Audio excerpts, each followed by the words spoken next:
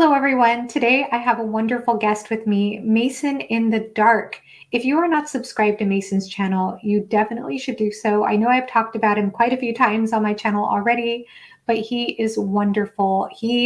One thing that I love about Mason's channel are his reviews. He has wonderful content and his writing, by the way. He's also an excellent writer. And Mason, is there anything you want to say about your channel really quickly before we go into this discussion? Which, by the way, we're going to be today discussing being blind on BookTube, as Mason is blind. So, Mason, hello. Hello, everyone. Mason here. How are you doing? I had to do that. I have to do it every time, otherwise Yes. I can't get into the headspace unless I do it. No. What do I want to say about my channel? If you want a fairly simple person, I'm not by any means the sort of person that does reviews in the same way as someone like Joanna or Philip Chase do, where they talk in depth and analyse things. I read much more for entertainment than I do for critical analysis, but I'm really into crime fiction, detectives, thrillers.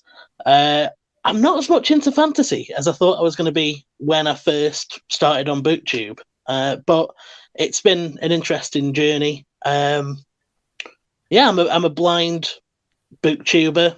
I don't have there's no visuals, so I try to create an experience similar to what I have when I'm on BookTube and YouTube in general.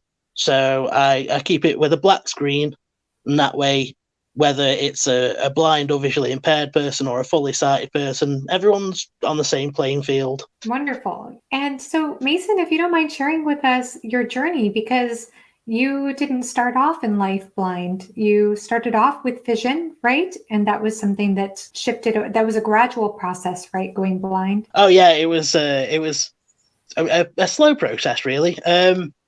So I was born visually impaired right from the very beginning. I have glaucoma, and I also had something called aniridia, which is where you're born without irises, and that can lead to other problems. So it was something that we always had the suspicion that one day I would be blind, but when I was a lot younger, it was more of a fight to try and stop it from happening, as opposed to in the later stages trying to put it off, if that makes sense. I lost the sight in my left eye when I was about 12, just due to complications with different surgeries.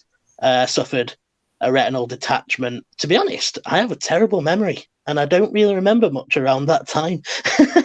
It's difficult to think of it in detail. So I lived with the sight in just the one eye for a lot longer. In 2012, I had a cornea transplant because the front part of my eye was becoming waterlogged and quite misty. I'd suffered from a lot of different problems, really, cataracts and stuff. So I had the cornea transplant, but unfortunately that rejected. That just led to a number of different complications. In late 2016, I had quite a painful period with the eye that I had left. Well, there's a lot I could go into, but to cut a long story short, I ended up having to have that eye removed. And so I've been living the last 4.5 years now completely blind. I see. And before you went blind, it sounds like this was a very long process going blind. Did you read visually at any point in your life? Yeah, from a young age, I read quite a bit. So the first 2 books I can remember really being into were unoriginally Harry Potter and Lord of the Rings. My mum read not Lord of the Rings. She read Harry Potter to me chapter by chapter for quite a few of the books, actually, until I got to Order of the Phoenix, around which time my brother was born, and I was impatient and didn't wait for her to read it to me anymore. Oh. I look back on it and I think it's pretty funny, really. It's quite mean of me. My mum's been reading me all these chapters, putting all that time in to get to Order of the Phoenix. She's busy with my little brother, and I'm like, right, I'm going to read them without you then. Order of the Phoenix, is that book number 6? I can't remember now. I don't know. No, 5. Oh, number 5. Oh, okay. Yeah, I do remember that book.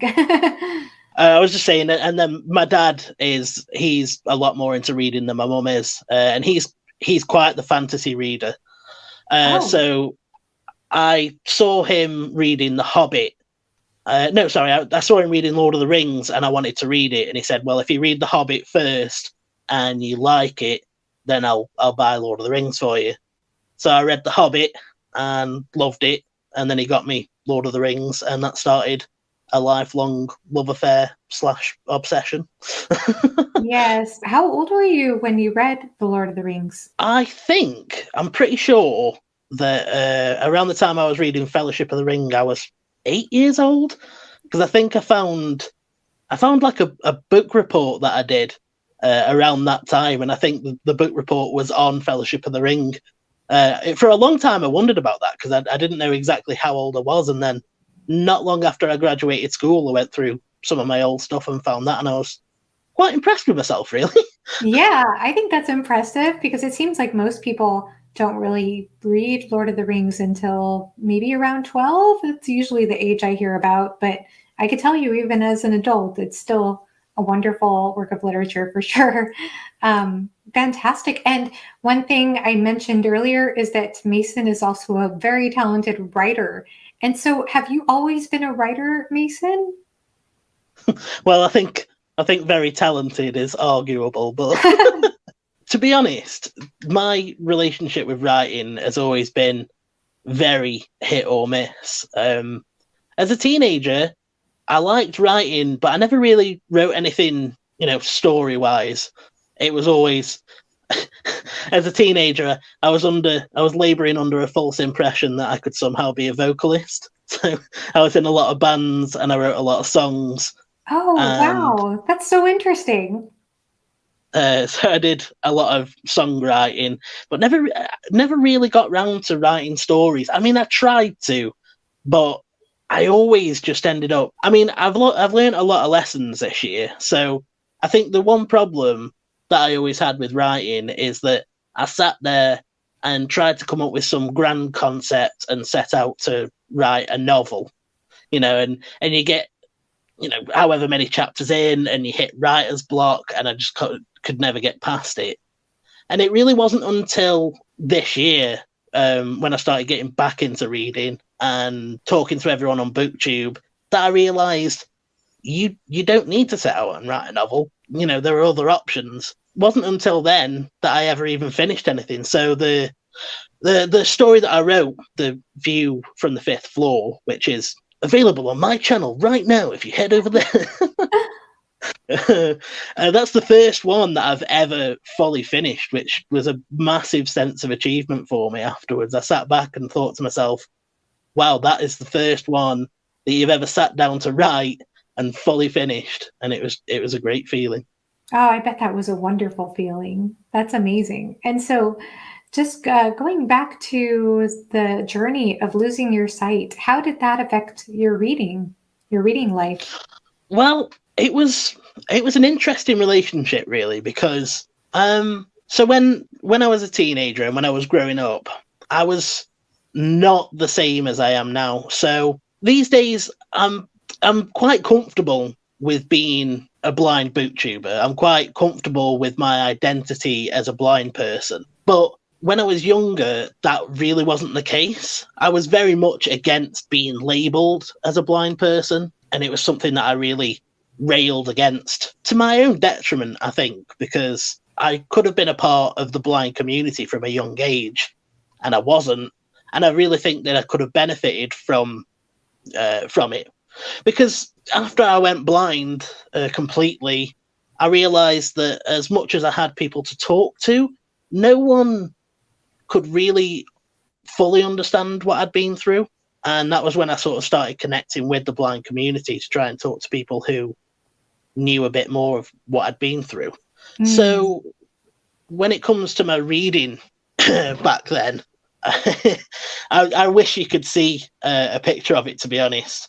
So I had to hold the book really, really close to my face, like with my nose basically touching the page, which would always lead to my head casting shadows on the page, which would then make it harder to read anyway.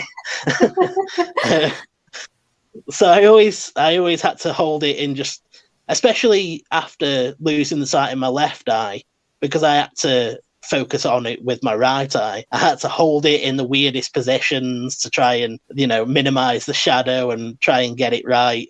And it was just this, when I think back to it, it was this big unnecessary fight to keep on reading physical books, because I was just making myself so uncomfortable and straining my eyes, when really I could have just, there was all sorts of resources that I could have tapped into to get audiobooks. I used to have this thing called a CCTV, and it was essentially this big, I mean, these days they have handheld versions of it, but I had this, it was this big computer monitor, and it had a shelf below it, and you put the book on the shelf, and then you switch it on, and it basically was a magnifier. So as I got older, I got a lot more comfortable using that, and that made it a lot easier, because you could just move the book from side to side, and obviously the magnifier would pick it up and put it on the screen, and it had zoom capabilities and stuff. So that was I spent a lot of time sitting in front of that thing. Oh, okay. And I'm curious too about your thoughts on audiobooks. Like when you started to make the switch to audiobooks, was that hard? I mean, was it hard? Because I think I hear a lot of people say how audiobooks are very difficult for some people to listen to, like they have difficulty concentrating on them or anything like that. So I just wondered so I'm just curious if that was something that was a struggle for you, or did it come pretty easily? To be honest, it's really only this year that I started listening to them, because of what I was talking about before in terms of the way I looked at things. It's really only been since I became fully blind that I've become comfortable with my identity as a blind person. So I really didn't read anything from, maybe 2019 till this year. Not 2019, that's a lot. I'm getting time mixed up now.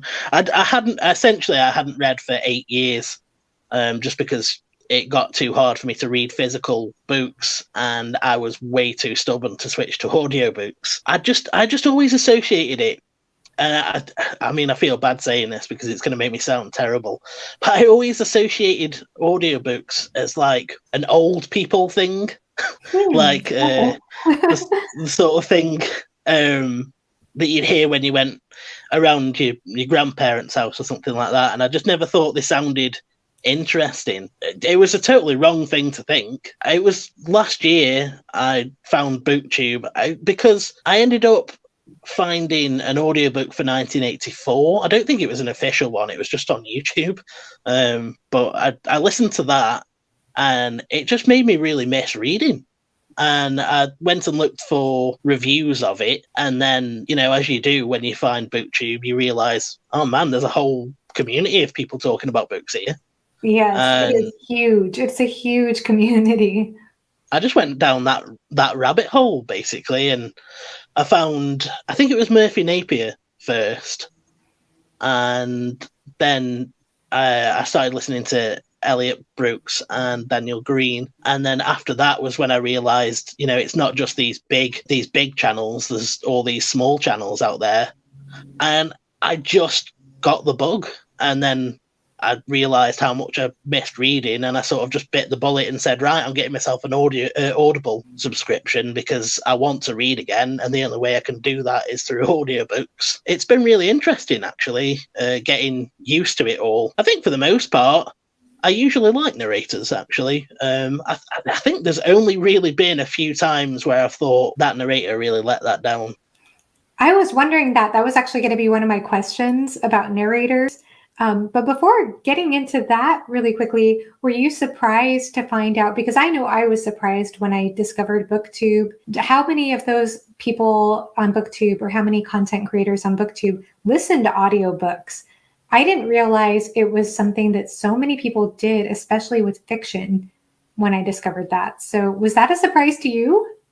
Yeah, it really was, because I know how much readers love having, the physical collection. I mean, how many booktubers do you see with the well, I mean, I don't, but you still know that they have them, the big bookshelves and all the physical collection and stuff. And I just sort of assumed that most readers would want the physical copy in front of them. So it was an eye opener to realize, oh no, people actually like audiobooks, and it's not just a blind person thing anymore. Definitely not. Definitely not. They're very popular these days, and there are so many videos coming out all the time about audiobooks. And yeah, so just back to the narrator question, because I know for me personally, I find the narrator really affects me, so much so that sometimes sometimes actually a narrator, I've definitely had it been the case where I feel like the narrator did a better job than my own imagination would do if I were to read the book visually with my own eyes. And then other cases where I didn't feel that way, where I felt as though the narrator didn't quite work for me. That happened to me recently with a book that is very popular, that a lot of people love the audiobook for. And I tried the audiobook and I couldn't get into it. But once I started to read it with my eyes, I did love it. So I do feel like the narrator can make a big difference. And I just wonder, with your experience with narrators, you were talking about how you kind of assess them. Have you ever found it to be the case where you were pretty certain that you enjoyed the book despite maybe not caring for a particular narrator? Has that ever happened to you? I actually think it has, and fairly recently. So along with the crime and the thrillers, I also quite enjoy contemporary romance, which is something that I totally didn't expect to enjoy when I first started reading again. Because when I first started this, so I started off, my first few videos were reviews of Mistborn, and I totally thought, because when I was a teenager, most of the stuff that I read was, fantasy-based stuff. I totally thought that this was going to be the sort of channel, where I listened to a lot of fantasy stuff, and it really hasn't ended up that way. But in September, I read a book by Christina Lauren, which was Josh and Hazel's Guide to Not Dating, and the male narrator in that, just, oh man, I really enjoyed the writing style, and I loved the story. I thought it was quite amusing and blunt, and there was a lot to laugh at. But the male narrator, if it had just been him, I really think I might have DNF'd the book, because I did not like his narration at all, especially his voicing of the female character, because it was... Oh no, So I'm really trying not to be harsh, but it was very not good. Yeah, no, I find that so fascinating though, because you're able in that case to kind of assess, okay, it's not the author, it's really the narrator that's affecting the experience of the book. Would you say that? Oh yeah, it totally was, because as soon as we switched to the female narrator, I thought I was really enjoying it. I flew through that book. It was only a couple of days that it took me, and I found it really funny, because it's just got this really blunt writing style. It actually made me laugh, because earlier this year, I don't know if you remember, but I think it was in the Spring the Sprung tag, you tagged me in it and made me sound like I was some sort of like smut fiend that always no. listens. I deserve that. I'm sorry. I did notice, though, a couple of reviews on your channel that dealt with contemporary romance, but okay, for the record, Mason is not a smut fiend. There, I said it. Cleared that one up. Well, no, that Josh and Hazel's Guide to Not Dating has some just really explicit sex scenes, and as you will learn if you ever come and listen to the channel, I'm a massive man-child. I might be about to turn 28 next month, but I still have the mental capacity of an 18-year-old. So I was during those scenes, I was just sitting there giggling, like, he said boobs. Well, speaking of sex scenes in books, I know from Leslie that you are going to be reading some Joe Abercrombie soon, right? Some of The Blade itself, possibly the whole first law trilogy. I am currently actually reading Blade itself. I mean, not currently. I'm talking to you, but yeah, I am making my way through the Blade itself right now. Yes. Oh wow! I'm so excited to hear your thoughts on that. What do you think so far? I'm actually surprisingly impressed. I wasn't expecting to like it. To be honest, partly the reason that I agreed to it was because I got to choose a book for Leslie as well, and she's reading Sweet Pea by CJ Skews, which I cannot wait to hear what she has to say about that, because that book is great, but it's weird. So at first, I really didn't care too much about the opening, although I did think that the opening was intense and it throws you right into the moment, but I didn't really care too much. And then as soon as, and I hate myself for saying this because it's just so typical of me, but as soon as we made it to Glockter, I was like, okay, I'm in. This is good. Yay. If you like hilarious sex scenes, you will get them with Abercrombie. I don't know if those occur. I don't think those occur in the Blade itself. I know they definitely do in Before They Are Hanged, but yes, there are some hilarious sex scenes in Abercrombie. Oh dear, I'm trying to imagine what characters he'll do that. Oh, there's only one that I can think of so far, but and I'm not sure I want to be present for that. When you get there, they're so funny. They're so well done. So yeah, absolutely. I'm so excited to hear more of your thoughts on Joe Abercrombie as you go through that trilogy. As the story's progressed, I have definitely gotten more into it, and I have found myself, when I'm not reading it, thinking about it, which I wasn't expecting at all. But yeah, as much as it's what everyone says, Glockter is just the best. I find him so funny. I mean, I have, as much as everyone really thinks that I'm cheery, I enjoy miserable characters. Yeah. I love miserable, funny characters, and I think Glockter just strikes that balance perfectly. And Leslie was completely right as well, because the narrator for that is brilliant, actually. He is brilliant. Stephen Pacey deserves some awards for his performances in all the Joe Abercrombie books. Well, I've only read the trilogy and Best Served Cold, but I did watch a recent interview with him, and it was incredible. It was actually with him and with Joe Abercrombie. I'll go ahead and leave a link to that in the description, but it was so fascinating to hear his process, because he is a professional actor, and sort of how he worked together, I guess, somewhat with Abercrombie, but it sounds like Joe Abercrombie gave him a lot of leeway on how he interpreted the characters to an extent. So he is amazing, though. He's definitely one of my very favorite narrators, if not my favorite narrator, for sure. He's definitely one of the best that I've listened to this year. He's got quite a, I can imagine, obviously Blade itself is a lot more grown up than this, but I can definitely imagine him narrating something like Harry Potter, because he's got that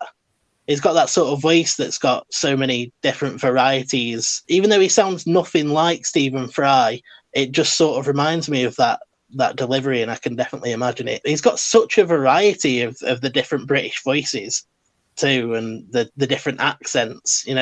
So far I've heard Birmingham. He's got a good northern accent. He does just sort of pompous British really well. So I've been really impressed with the variety. Yes, absolutely. And I know I've recommended to you, so maybe we could do a TBR swap someday, and I'll listen to an audiobook you recommend for me, kind of like you did with Leslie.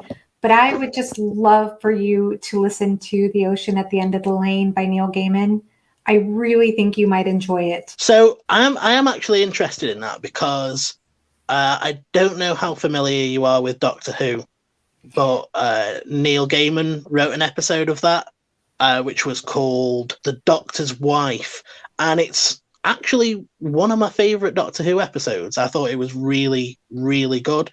And so Neil Gaiman is someone that I've had an interest in but also just have no idea where to start. So I think that recommendation might be a good place. Yes, it lends itself beautifully to audiobook. It's not long at all. It's one of his shorter books, and he narrates it himself. So it's incredible though. I listened to that on audio CD because I didn't even know anything about digital databases at the time that I checked it out from my library.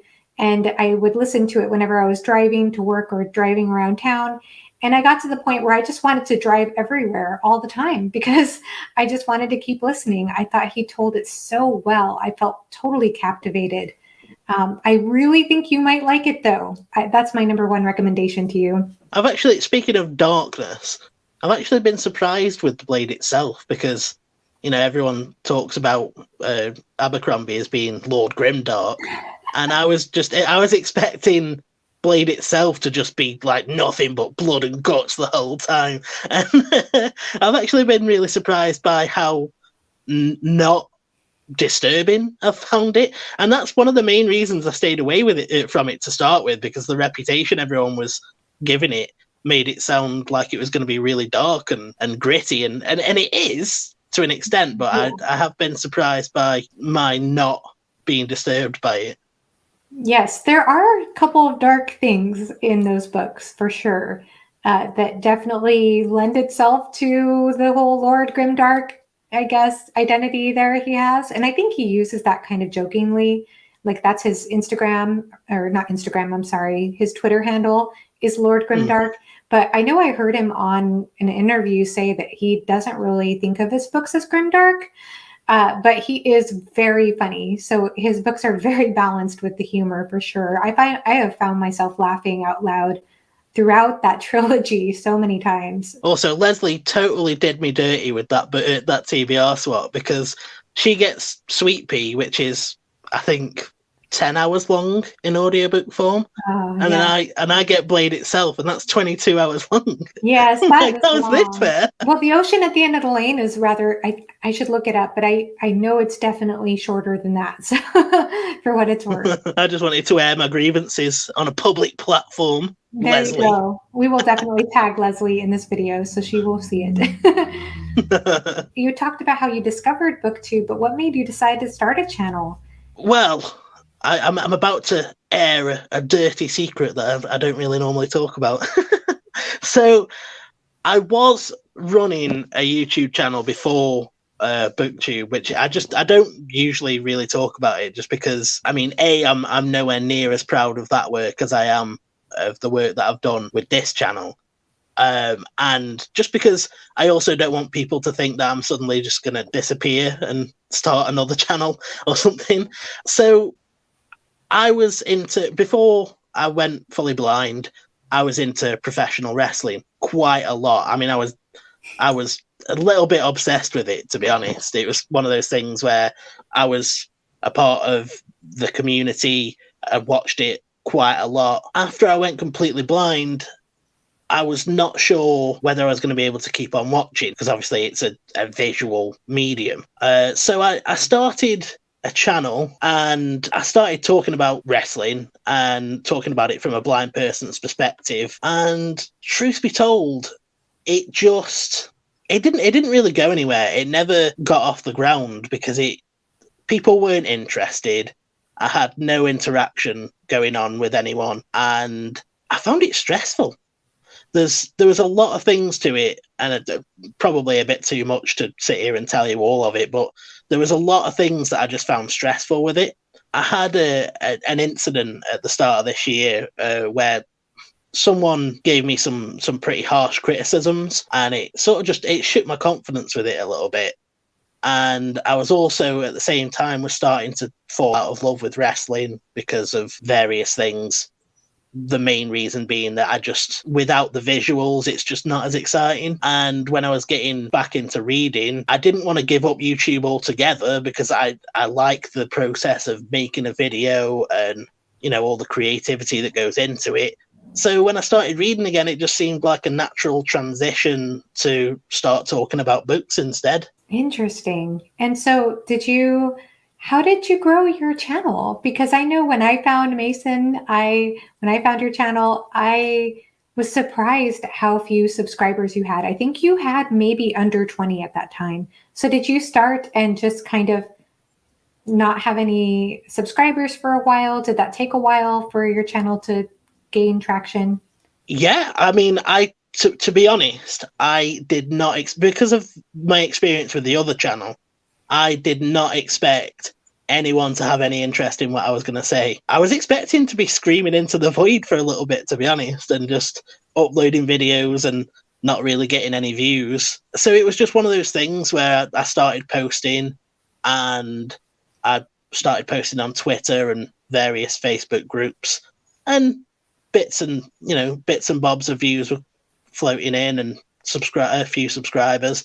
But it really wasn't until you found me and then passed me on to Leslie, and then the pair of you combined decided we're going to get this guy some viewers, that anything took off. I really do credit you and Leslie with any success that I've had this year, because like you said, I was under 20 when you first found me. It was just after I did the nerdy narrative tag that you sent it to Leslie, and then Leslie did my Universes Collide tag with Una from the Codex Cantina, and that was an insane experience, because after that my subscribers just started to rocket. I mean, at one point, I think around the time when I hit 100 on the analytics, on the part where it says how many subscribers you've gained in like the last 28 days, at some point it was like plus 63, and I was just sitting there thinking, wow. That's amazing. How did you find my channel, by the way? Because that was how I found your channel. You left some beautiful comments on a couple of my videos, and so that was how I found your channel. I actually found you, and I sort of scrabbled and panicked for a second then, because I was like, how did I find the channel? It's okay. I think it was I think it was through Philip Chase. Oh, because he did a shout out video. I think he was focusing on people that were under 1,000 subscribers, and it was I know that I found you and Billy Bonsai through there, and yes. And so both of your channels I thought were brilliant, and I have such a bad habit for just rambling on in comments, and I think I just wore you down until the point where you had to come and check my channel out. Oh, no, not at all. Not the case at all. It's interesting you say that. So I think you probably know my story by now, because I know I've mentioned it a few times, but I didn't get into like the book community. I was kind of like a lurker on BookTube for a good couple of years, and I would watch videos, but I would never leave comments. But I just kept thinking, nobody cares what I think. It's funny the way shout outs work, because they really do kind of connect people. And that's actually why I love shout outs. I love shouting people out. I love that we can all connect in that way, or connect channels to one another, or connect people to channels. Because I know that that was the case for me. I was following Jessie May, and she shouted out Alan at the Library of Alexandria. And as soon as I found his channel, I just was addicted. I started watching every single one of his videos. And at one point I did comment, and he commented back, and I was kind of starstruck by that, honestly. And the same thing with Philip Chase. I actually found Philip and Alan's channels independent from one another around the same time. And I think from what I saw too, they maybe had been recent subscribers to each other too at that time. But anyway, it was the same thing with Philip, because the first video I ever saw of Philip Chase's, it was on the origins of fantasy, something like that. I was really impressed. And I left a very, very long comment, and I felt very self-conscious about it. I thought, oh goodness, like I'm probably going to annoy this person, or he's probably not going to respond, or he'll probably just say, thanks. I don't know. I was expecting something like that because I didn't know him. And he left the most thoughtful response back. So after that, I just have been pretty much nonstop commenting on Philip's videos. I hope he's not tired of it by now, but same with Alan. And so it's because of those two really that I started to feel like, hey, maybe what I say matters. And so I started commenting on more people's videos. And then after a while, people started telling me that they loved my comments. And that was very special to me. And it wasn't until later that I decided to start a channel that I had already created a lot of friendships. Before I started my channel, I knew them. So I felt pretty sure that maybe some of them would watch at least one of my videos. But I was so scared starting a channel. I was terrified and I wasn't sure I was going to commit to it. I posted my first video and said, look, I might delete this afterwards. And I was surprised that people were so kind and receptive. But I kind of feel like I kind of had a foot in the door in a way because I had already just kind of spammed their comment sections so much. But in any case, I just think long comments are meaningful to me. I'm one who leaves rather long comments on people's channels. It means a lot to me to this day if somebody takes the time to write out a well thought out comment on any of my videos. And so that right away got my attention. It's just such an amazing community. I really didn't expect it. When I first started, I knew BookTube existed, obviously, because of the other channels that I'd seen. But, I mean, because of the nature of how I have to, interact with my phone through the screen reader, I find it hard to... It's not like I can just scroll through YouTube comment sections because I have to physically get it to read it. And, it's sometimes it just gets a bit... I'm trying to think of the word. It just gets a bit draining sometimes to listen to a robotic Australian voice reading out these comments.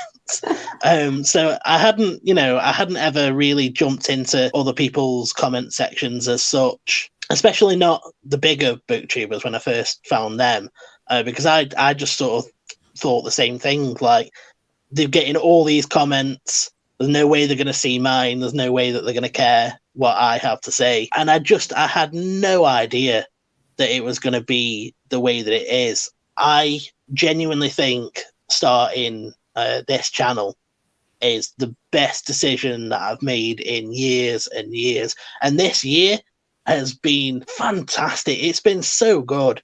I have been probably the happiest this year that I've been in a long, long time. And not because I was miserable before, but just because this has been a genuinely fun and exciting year, getting to know all the different people on BookTube, getting to know yourself and Leslie, getting to know people like Lady Jane Books and Pay from Attention, and just so many other people that I just genuinely wasn't expecting. And so it's been just so much fun. Yeah, and a lot of these people, they genuinely love you too, because I know I've chatted with various people in other Discords and things like that, and or even in the videos where I've mentioned you, I've had people in my comments section say, I love Mason, he's so funny, he's great. Yes, so you are very, very popular. I think more people should subscribe to you because you have so much to offer, and I really meant what I said before in a previous shout out. It's actually mind-blowing to me that you took 8 years off of reading because you have a way with reviews. Like everyone, I think, in the community, that's the beautiful thing about BookTube is I feel like every person has something special to offer in the community. Some, what their perspective is just special in itself. But one thing I love about your reviews, as I've said before, is that it really feels like you are taking me into the story. Like you have a way of creating the atmosphere of the story as you're talking about it. And I feel like I have a really strong sense of the tone and of the characters. And I think that that's so important to me as a reader. Tone and characters are very, very important to me. And you have just such a great way of bringing that to life. So I feel like I'm stepping kind of into a window into the book in a way, rather than you just kind of describing the book and describing what you thought about it. And so that's something very special that I think you have to offer as a reviewer. That honestly really means a lot to me, especially because I think that springs from a place of... So when I was doing the other channel before, when I was talking about wrestling, I didn't manage to cultivate my own identity at all. I was just talking about what happened. I had a friend make me some music to go behind like I do now, but it was the same music every video. I still had the black screen, but I'd never managed to communicate it effectively why I had that. I mean, I'm glad that I ran that channel because it gave me a lot of practice. So when I started Mason in the Dark, I knew what I was doing and I knew what I wanted from it and I knew what I wanted to do. And I think the reason that I managed to achieve that with my reviews is just because I know that I have no visual and I need to find a way to keep people gripped. And so I try my best to create an audio experience. I love using sound effects. I love exploring the use of music and how that can go behind a video. I mean, I spend so long. I spend so long picking out the songs for the review to go behind because I'm trying to find the perfect one to fit the vibe of what I'm reviewing. And it really does mean a lot to me to hear people like you and others saying that I do achieve what I'm setting out to achieve with that. Absolutely. And it's interesting you say that because I know that Leslie and Alan were saying, I'm sure you watched that video that they did. They mentioned you on Alan's channel. They were talking about how most people don't tend to watch videos as much as they listen to them. I'm definitely one of those people. I'm never usually looking at the screen. So more often than not, I think the audio quality is the most important aspect when it comes to video production. In my opinion, it works. So, and your sound effects are really good too. I mean, that's not my doing. I'm subscribed to Epidemic Sound. I really don't want to sound like I'm plugging anyone or like I'm being sponsored because I'm not. But I I found that through another channel that said that they were using it, and I knew that I wanted to use music in my videos and I wanted to use the sound effects, but obviously you've got to fight with the copyright there. Whereas in something like Epidemic Sound, you subscribe to it and you have all the royalty-free music. The one thing that I was really surprised about was that it's really good quality royalty-free music. I'm quite into instrumental music anyway, and I have quite a lot of it on my Spotify. So when I started listening to the stuff on Epidemic Sound, I was sitting there thinking, this is the sort of stuff that I'd add to my playlist. So I was really pleased about that. Wonderful. Yeah. I'll have to look into that sometime. I'm never that creative when it comes to sound editing. I've never used music in my videos. I've thought about it, but yeah, I think that there's an art to that for sure. And it's always good. There are some great resources out there. So glad that you were able to find that and make it work for you. Mason, thank you so much for joining me today. I had a wonderful time and I hope you did too. I really did. I thought this was a lot of fun, and it's nice to actually have a chance to collaborate with you because, as I've said, I think that you are genuinely responsible for me doing as well as I have done and for bringing me into the BookTube community. And I will never, ever stop being grateful for everything that you've done. So I'm really grateful for you giving me the opportunity to come and talk about this. Oh, it's my pleasure. It's an honor to have you and to discuss this topic because I think it's a very important one. Thank you again, Mason, and thank you to everyone for watching. Have a great rest of your day. Bye-bye.